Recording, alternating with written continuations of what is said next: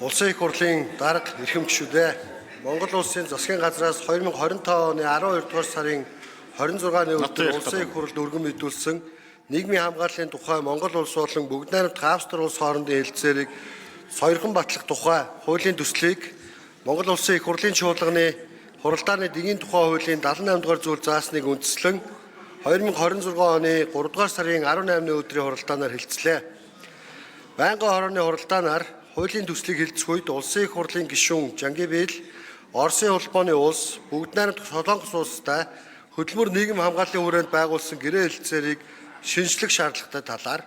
улсын их хурлын гишүүн Ганбат гадаад улсад хөдөлмөр эрхэлж буй иргэдийн бодит судалгаа мэдээлэл нийгмийн хамгааллын тогтолцоог шинжлэх талаар улсын их хурлын гишүүн Наранбаяр манай улсын иргэд олноор ажиллаж амьдарч байгаа Япон улстай гэрээ хэлэлцээр байгуулах эсэх талаар Монгол улсын их хурлын гишүүн Тэмүүлэн богино хугацаагаар гадаад хөдөлмөр эрхэлж байгаа иргэдийн эрх ашгийг хэрхэн хамгаалах талаар Монгол улсад ажиллаж амьдрах орчин нөхцөлийг бүрдүүлэх ажилгүйдлийн төвшнийг бууруулах ажиллах хүчний асуудал дүн шинжилгээ хийж байгаа эсэх талаар асуулт асууж хариулт авсан болно. Хуулийн төслийг хэлэлцэх үед улсын их хурлын гишүүн Ганбат гадаад улсад ажиллаж амьдарч буй иргэдийн гэр бүл хүүхдийн сурч боловсрох эрхийг хангах талаар улсын их хурлын гишүүн Тэмүүлэн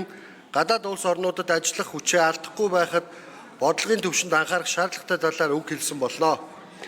Нийгмийн хамгааллын тухай Монгол улс болон бүгд найрамдах Австри улс хоорондын хэлэлцээрийг сойрхон батлах тухай хуулийн төслийг байнгын хорооны хуралдаанд оролцсон гишүүдийн олонх дэмжсэн болно.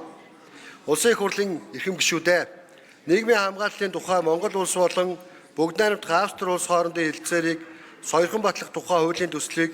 хэлэлцсэн талаарх аюулгүй байдал гадаад бодлогын байнгын хорооны санал дүгнэлтийг хэлэлцэн шийдвэрлэж өгөхийг та бүхнээс хүсье. Анхаарал тавьсанд баярлалаа.